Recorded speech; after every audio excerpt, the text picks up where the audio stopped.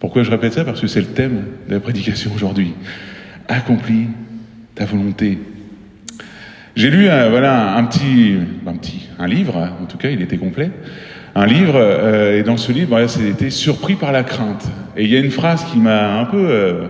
il y a plusieurs choses qui m'a tabassé dans ce livre-là, pardonnez-moi du terme, mais j'ai pris une claque avec cette phrase. Juste, l'auteur disait tout simplement, beaucoup de personnes veulent un sauveur, mais peu veulent d'un Seigneur. Ça, c'est différent. Je répète, beaucoup de personnes veulent un sauveur, mais peu de personnes veulent un Seigneur. À travers ça, moi, j'ai compris, je me suis dit, c'est vrai que beaucoup de personnes, et je me mets dedans en premier, beaucoup de personnes veulent un sauveur, c'est-à-dire quelqu'un qui vient les délivrer, les relever, les encourager, les guérir même. Mais quand il s'agit de rentrer dans la volonté de ce Seigneur, de dire, Seigneur, c'est toi le maître de ma vie. Tu me conduis là où je dois être. Il y a moins, en tout cas on entend moins ce genre de prière-là. On demande souvent, Seigneur, viens me guérir, viens me relever, viens, s'il te plaît, me fortifier. Mais Seigneur, conduis-moi dans ta volonté. Et pourtant, elle est bien, cette prière. Je pense qu'elle n'est pas mauvaise. Corrie ten Boom, elle dira, une écrivaine chrétienne qui a échappé aux nazis dans la Seconde Guerre mondiale, elle dira « Le lieu le plus sûr de la terre se situe au centre de la volonté de Dieu. Le lieu le plus dangereux est en dehors de cette volonté. » Je vais répéter au cas où quand même. Mais le lieu le plus sûr de la terre se situe au centre de la volonté de Dieu. Le lieu le plus dangereux est en dehors de cette volonté. Vous savez que j'avais prêché il y a plusieurs années déjà là-dessus, sur l'identité. Et dans cette identité, je vous parlais de l'âme. Et dans notre âme, on a tous notre propre volonté. Vous savez de quoi elle est constituée, notre âme. Je pense que ça fait quelques années que je vous l'avais dit, mais je ne sais pas si vous vous en souvenez, mais l'âme est constituée de 3 choses. Elle est constituée de la pensée, des émotions et d'une volonté. Et on a tous en nous notre propre volonté. Et souvent, notre propre volonté, elle est un peu, je dirais pas plus qu'un peu, mais contraire à celle de Dieu.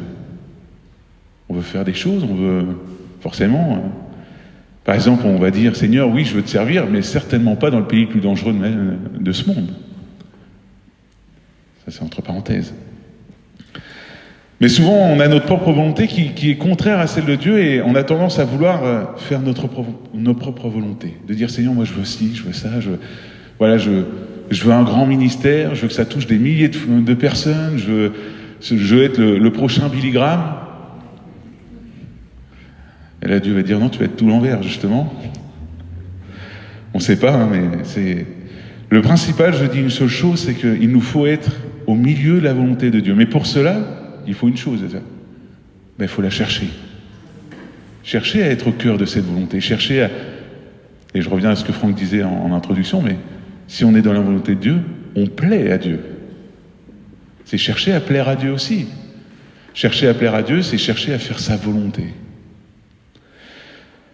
Après tout, Jésus lui-même dira, et c'est dans Matthieu 12, 50, pour ceux qui prennent des notes, « Car celui qui fait la volonté de mon Père Céleste, celui-là est pour moi un frère, une sœur, une mère. » C'est le moment où sa famille va chercher à voir Jésus, à dire « il faut qu'il revienne, il faut qu'on lui parle ». Et puis là, Jésus va répondre tout simplement « Car celui qui fait la volonté de mon Père Céleste, celui-là est pour moi un frère, une sœur, une mère. » Donc il est vrai que nous avons tous notre propre volonté, mais souvent elle est contraire à celle de Dieu, et c'est là tout l'enjeu en fait, parce que souvent, de décider de faire la volonté de Dieu, c'est de se soumettre à sa volonté. C'est-à-dire de dire, moi je mets de côté ce que je veux faire. Je mets de côté ma propre volonté pour me soumettre à la volonté de Dieu. Mais est-ce qu'on est prêt à mettre cette volonté de Dieu avant la nôtre? Jésus va même raconter une histoire, une parabole. C'est dans Matthieu chapitre 21, verset 28. Alors je lis en semeur. Matthieu chapitre 21, verset 28. ça s'affiche. Voilà. Que pensez-vous de l'histoire que voici ? Ajouta Jésus. Un homme avait 2 fils. Il alla trouver le premier et lui dit « Mon fils, va aujourd'hui travailler dans notre vigne. » « J'en ai pas envie, lui répondit celui-ci. Mais plus tard, il regretta d'avoir répondu ainsi et se rendit dans la vigne. Le père alla trouver le second fils et lui fit la même demande. Lequel des deux... Ah, pardon, j'ai sauté une ligne. Le père alla trouver le second fils et lui fit la même demande. Celui-ci lui répondit... Oh, j'ai du mal ce matin. Celui-ci répondit, « Oui, mon Seigneur, j'y vais. Mais il n'y alla pas. Lequel des deux a fait la volonté de son père ?» C'est le premier, répondirent-ils. Et Jésus ajouta, « Vraiment, je vous l'assure, les collecteurs d'impôts et les prostituées vous précéderont dans le royaume de Dieu. » On voit l'histoire de ces 2 fils qui sont chez leur père, et leur père va leur demander quelque chose. Et un des fils va dire, voilà, non, moi, clairement, j'ai pas envie d'y aller aujourd'hui, je veux faire autre chose. Mais un peu plus tard, il est bien dit dans cette parabole qu'il va regretter d'avoir répondu ça. Et il va y aller. Le deuxième, lui, va dire clairement, oui, je vais y aller. Et puis finalement, il va jamais y aller. On voit, moi en tout cas, de ce que je déduis de cette histoire, on voit que le premier, voilà, la réaction elle est très claire. Et moi personnellement, je vois une conversion à travers ça. Il y a la personne qui dit non, je ne crois pas en Dieu, puis qui va regretter ce qu'elle est, ce qu'il pense, ce qu'il a en tout cas aujourd'hui, puis qui va changer. Il va décider finalement de suivre Dieu. Et le deuxième, par contre, c'est l'autre qui connaît la volonté du Père, mais qui décide de paraître comme un bon fils, mais qui ne fait pas la volonté pour autant. J'appelle ça un peu, j'ai mis hypocrite, parce que devant le Père, il fait le bon fils, mais derrière, il n'obéit pas au Père. Alors à chacun de s'y retrouver dans cette histoire. Auquel on veut ressembler. Auquel on veut ressembler. Est-ce qu'on veut quand même se remettre en question et de dire, Seigneur, moi je regrette peut-être on regrette tous en tant que chrétiens notre vie passée. C'est vrai que j'aurais pu prendre cette décision plus tôt, mais maintenant, Seigneur, je veux suivre ta volonté. Aller de l'avant, faire ce que tu veux. Ou est-ce qu'on veut être les bons chrétiens qui, oui, Seigneur, moi je veux faire ta volonté, mais pendant la semaine, on ne prend pas de temps avec Dieu, on ne cherche pas à témoigner de sa foi, on ne cherche pas non plus à suivre les commandements de Dieu, à aimer son prochain. On paraît comme un bon fils ou une bonne fille, mais le dimanche en tout cas. Mais la semaine, non. Si on veut plaire à Dieu, il nous faut chercher à faire sa volonté, chercher à rentrer dans sa volonté et à mettre notre volonté de côté. Et il y a une des questions, je pense que c'est les plus posées, en tout cas j'entends assez souvent, c'est cette fameuse question, c'est quelle est la volonté de Dieu pour moi ? Beaucoup de questions, en tout cas moi je sais déjà poser aussi cette question-là quand on était jeune dans la foi au début, on dit toujours mais qu'est-ce que Dieu attend de moi ? Personnes qui sont encore dans cette question-là, ils disent voilà, qu'est-ce que Dieu attend de moi ? Premièrement, je dirais juste une chose, et c'est ce que je répète à chaque fois que des personnes viennent me poser cette question, je dis c'est la première chose que Dieu veut de toi, c'est que tu sois sauvé, premièrement. Ça, c'est pas moi qui le dis non plus, c'est la Bible. On va le lire ensemble, c'est dans 1 Timothée chapitre 2, au verset 1 à 6. La première des volontés de Dieu pour vous, c'est que vous soyez sauvés, que vous soyez ses enfants, que vous lui apparteniez. 1 Timothée chapitre 2, on va lire à partir du verset 1 jusqu'au verset 6. Je recommande en tout premier lieu que l'on adresse à Dieu des demandes, des prières, des supplications et des remerciements pour tous les hommes, que l'on prie pour les rois et pour tous ceux qui sont au pouvoir, afin que nous puissions mener, à l'abri de toute violence et dans la paix, une vie qui s'exprime dans tous ses aspects, notre piété et qui commande le respect. Voilà ce qui est bien devant Dieu, notre Sauveur, ce qu'il approuve, car il veut que tous les hommes soient sauvés et parviennent à la connaissance de la vérité. En effet, il y a un seul Dieu, et de même aussi un seul médiateur, entre Dieu et les hommes, un homme, Jésus-Christ. Il a offert sa vie en rançon pour nous, tel est le témoignage qu'il a été rendu au moment voulu. Amen. On voit bien, il est clairement écrit, car il veut que tous les hommes soient sauvés et parviennent à la connaissance de la vérité. Donc Dieu, la première volonté de Dieu pour toi, c'est que tu sois sauvé. Et la deuxième, on peut la rajouter, c'est un peu joint, c'est que tu parviennes à la connaissance de cette vérité. Connaître cette vérité. Alors tu me diras, mais comment connaître cette vérité ? Tout simplement, je te dirais, ouvre la Bible. Mais je vais te dire un peu plus, en prenant du temps déjà avec Dieu, avec Jésus, parce que Jésus lui-même dira, je suis la vérité, alors le chemin, la vérité et la vie. Si tu veux apprendre à connaître la vérité, apprends à connaître Jésus. Apprends à connaître Dieu. Prends du temps dans la prière. Il y a un don qui nous a été dit tout à l'heure par Franck. Allez à la source. Allez à la source qui est la présence de Dieu. La lecture de sa parole. C'est comme cela qu'on apprend cette vérité. On apprend qu'il y a un seul Dieu qui règne au-dessus des cieux depuis le début de l'univers, qui s'est révélé par la personne de Jésus et qui est mort pour nous et qui, aujourd'hui, nous sauve par sa grâce. Aujourd'hui, c'est à nous maintenant de faire ce pas de foi vers Jésus, de dire Seigneur, je veux apprendre à te connaître, à voir cette vérité. Jean chapitre 8, verset 31. Alors Jésus dit aux Juifs qui avaient mis leur foi en lui, « Si vous vous attachez à la parole que je vous ai annoncée, vous êtes vraiment mes disciples. Vous connaîtrez la vérité et la vérité fera de vous des hommes et des femmes libres. » J'ai rajouté le mot « femme ». Vous connaîtrez la vérité et la vérité fera de vous des hommes et des femmes libres. Paul dira encore dans le deuxième livre à Timothée, chapitre 3, versets 14 à 17, « Pour toi, reste attaché à tout ce que tu as appris et reçu avec une entière conviction. Tu sais de qui tu l'as appris, que depuis ton enfance, tu connais les saintes écritures. Elles peuvent te donner la vraie sagesse qui conduit au salut par la foi en Jésus.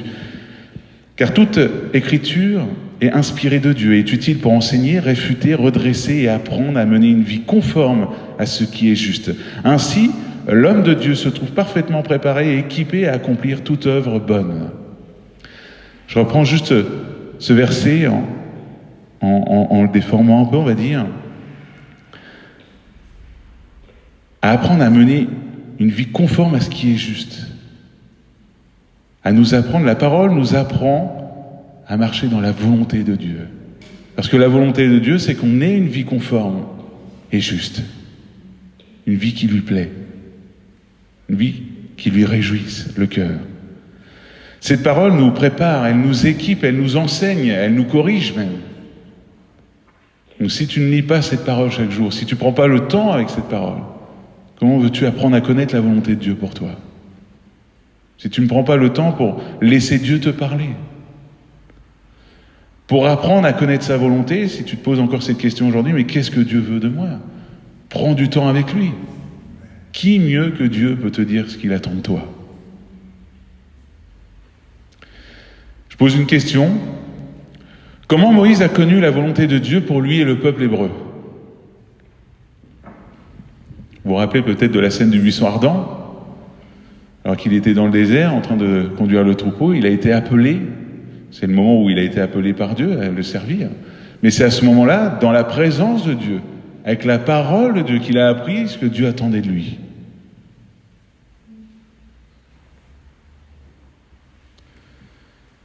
C'est à ce moment-là, dans la présence, littéralement, dans la présence de Dieu. Là, on peut le dire littéralement parce que Dieu était devant lui.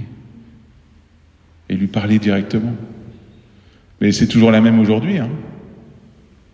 Vous pouvez toujours rentrer dans sa présence, dans l'intimité de votre chambre, rentrer dans sa présence et prendre la parole de Dieu qui vous parlera, qui vous transformera et qui vous dira comment Dieu veut que tu marches dans ta vie. Quelle est sa volonté pour toi ? Comment Dieu veut que tu mènes ta vie. Alors peut-être que tu te poses encore cette question aujourd'hui. Quelle est la volonté de Dieu pour moi ? Déjà que tu deviennes enfant de Dieu, que tu sois sauvé. Et qu'en plus tu prennes du temps pour apprendre à le connaître. Que tu prennes du temps pour qu'il puisse aussi te parler et te révéler ce qu'il a pour toi. Te révéler ce qu'il attend de toi. Parce qu'il vous a tous donné des capacités, des choses utiles pour que vous puissiez le servir. Mais il faut que vous veniez dans sa présence. Jésus va parler aussi de la volonté de Dieu comme une nourriture. Il le dira, on va lire ensemble dans Jean chapitre 4, verset 30. Alors, je ne lis pas tout le texte, mais en tout cas, le contexte, c'est au moment où il est au puits avec la femme samaritaine. Et que là, cette femme samaritaine est partie au village raconter tout ce que Jésus a fait. Et du coup, le village va venir voir Jésus. Et voilà ce qu'il est dit, Jean chapitre 4, verset 30. Les gens sortirent de la ville pour se rendre auprès de Jésus.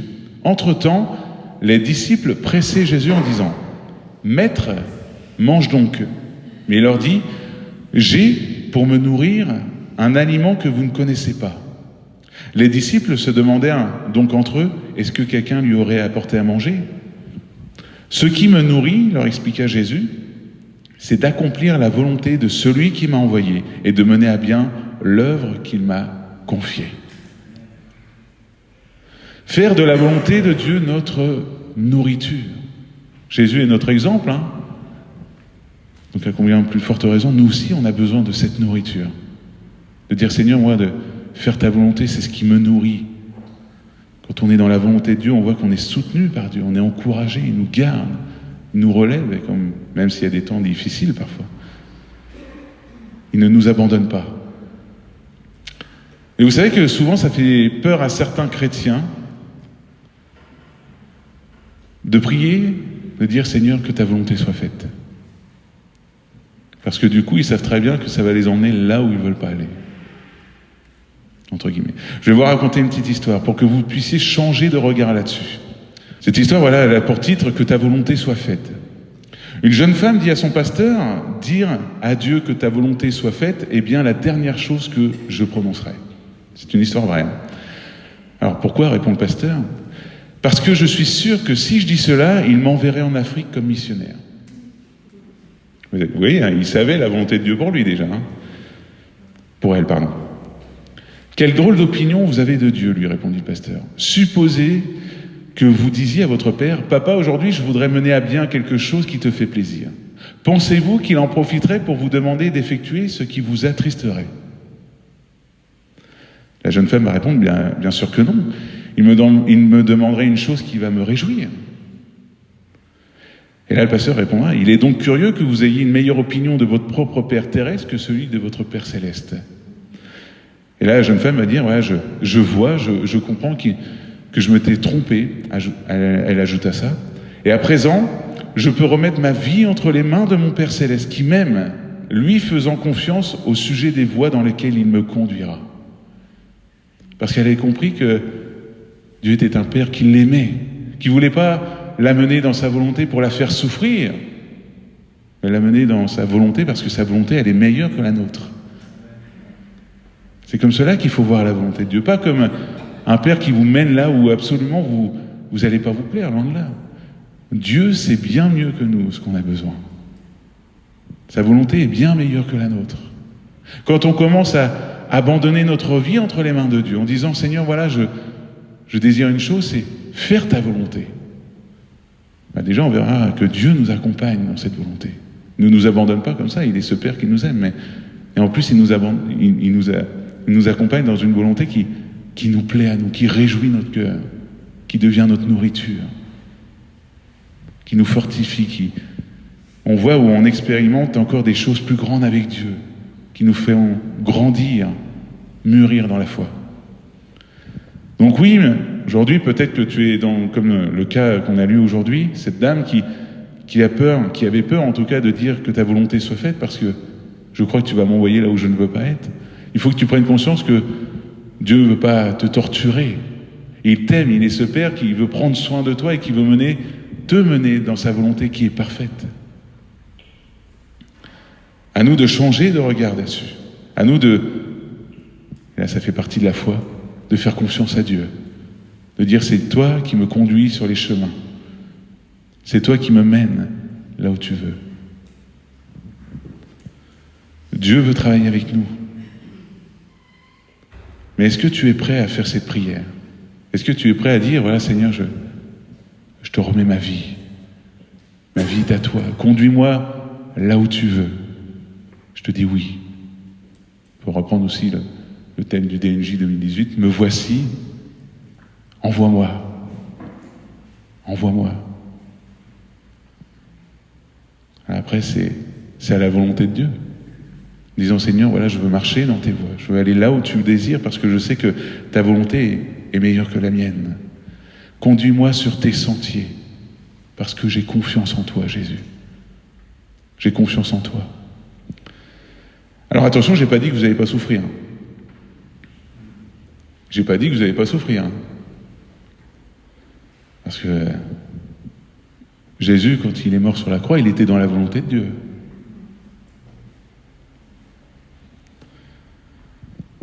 Et c'est à nous, et c'est pour ça que Jésus nous a préparés en disant que chaque jour, on doit prendre notre croix. Et ça marche dans la volonté de Dieu aussi. Chaque jour, on doit marcher avec notre croix pour servir Dieu, réjouir son cœur, faire sa volonté et pas la nôtre. Mais c'est à nous de nous soumettre à cette volonté. À nous de dire, Seigneur, pas sauveur, mais Seigneur, prends le contrôle de ma vie. Prends tout. Conduis-moi là où je dois être. Alors techniquement, je devrais poser la question, mais qui veut s'engager avec Dieu? Qui veut s'engager à faire cette prière? Mais là, je sais que j'ai des chrétiens devant moi qui ont déjà fait cette prière. Et vous êtes déjà engagés avec Dieu à faire sa volonté. Le jour de votre baptême. Le jour de votre baptême, vous avez dit, oui Seigneur, maintenant je veux te suivre. C'était pas juste suivre de loin, c'était suivre, je veux rentrer dans ta volonté. Je veux te faire plaisir, réjouir ton cœur. C'est pour ça que je pose pas cette question. Ça fait partie de votre engagement avec Jésus. De dire, Seigneur, maintenant je veux marcher dans ta volonté. Alors on peut renouveler cette prière, on peut peut-être, si on s'est éloigné de Dieu, si on a commencé à prendre des chemins qu'il ne fallait pas, on peut toujours demander pardon et dire, Seigneur, voilà, un peu à la Jonas, qui lui était appelé à venir évangéliser une ville et qui a refusé, qui a pris sa propre volonté, qui a désiré s'éloigner de là où ce que Dieu l'appelait. Mais on voit que Dieu a tout conduit pour qu'il puisse revenir et finalement faire sa volonté. À nous de ne pas résister à la volonté de Dieu. À nous de nous soumettre et de dire, Seigneur, je sais que ta volonté, elle est bonne. Conduis-moi. Je te laisse toute ma vie. Paul dira dans Galates chapitre 2, verset 19, « Car c'est par la loi que je suis mort au régime de la loi, afin de vivre pour Dieu. En effet, je suis crucifié avec Christ. Ce n'est plus moi qui vis, c'est Christ qui vit en moi. Ma vie en tant qu'homme, je la vis maintenant dans la foi au Fils de Dieu, qui, par amour pour moi, s'est livré à la mort à ma place. » Cette vie que nous menons maintenant, on la vit pour Dieu, on la vit pour Jésus. C'est plus nous qui vivons, c'est Christ qui vit en nous. Dieu veut travailler avec nous pour qu'on puisse le servir et rentrer dans sa volonté. Nous vivons pour Christ, pour faire la volonté de Dieu dans nos vies. Maintenant, c'est à nous, chaque jour, de chercher à faire sa volonté, prendre du temps dans la présence de Dieu, prendre du temps avec la lecture de la parole, pour que Dieu puisse nous révéler sa volonté, ce qu'on doit faire, et même nous corriger parfois, parce que des fois, on s'éloigne bien de la volonté de Dieu. Et sa parole nous corrige, elle nous fortifie. Pour terminer, alors pour connaître la volonté de Dieu, je répète, il nous faut prendre du temps avec lui, avec sa parole, prendre du temps pour que Dieu nous révèle ce qu'il attend de nous, pour qu'on puisse marcher aussi dans ses commandements, être renouvelé dans notre caractère, qu'on puisse développer ce caractère d'enfant de Dieu, et pour le glorifier. Mais il faut aussi, c'est le plus important, c'est remettre notre vie entre les mains de Dieu. Ne pas décider de reprendre le contrôle de la barre du bateau, mais de dire, Seigneur, voilà, c'est toi qui souffles dans mes voiles maintenant. C'est toi qui me conduis de l'autre côté. C'est toi qui m'amènes là où je dois aller. Conduis-moi, Seigneur. Dernier avertissement du Seigneur Jésus qui dira, pour entrer dans le royaume des cieux, il ne suffit pas de me dire, Seigneur, Seigneur. Il faut accomplir la volonté de mon Père céleste. Je terminerai avec ce verset. Pour entrer dans le royaume des cieux, il ne suffit pas de me dire Seigneur, Seigneur. Il faut accomplir la volonté de mon Père céleste. Amen. Alors on va prier, on va faire ce genre de prière, encore de renouveler, de dire Seigneur, encore Nous te remettons nos vies entre tes mains, Seigneur. Je désire qu'une chose, et si je me suis éloigné, je te demande pardon et aide-moi à reprendre le chemin de ta volonté. Père éternel, merci. Merci pour ta parole qui nous fortifie, ta parole qui nous encourage, même qui nous corrige et quand il le faut. Seigneur, nous désirons une seule chose, c'est réjouir ton cœur de Père. Et c'est faire ta volonté avant tout, Père. Et parfois, notre volonté peut primer, Seigneur, peut prendre la place de la tienne, Seigneur. Et on te demande pardon pour ça, Jésus. Pardon pour toutes les fois où on s'est écouté, toutes les fois où on a laissé notre volonté prendre le dessus.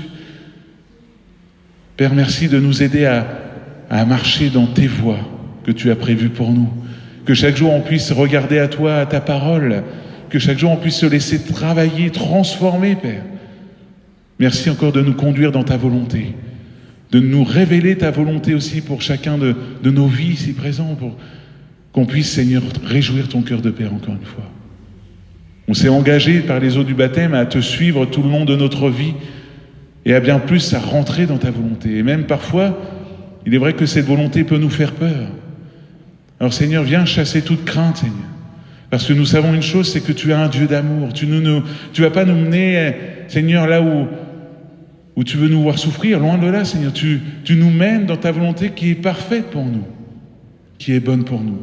Alors merci encore de nous conduire, Seigneur. Merci encore de te révéler à nos cœurs par ta présence, par ta parole. Merci, Père, de poser ta main sur mes frères et sœurs, de les encourager. Et si quelqu'un s'est éloigné de ta volonté, si quelqu'un veut revenir, Seigneur, à toi, merci, Père éternel, de venir le rétablir, le relever, l'encourager, Père. Dans le nom de Jésus, à toi toute la gloire, Père éternel. Merci pour ce temps. Amen.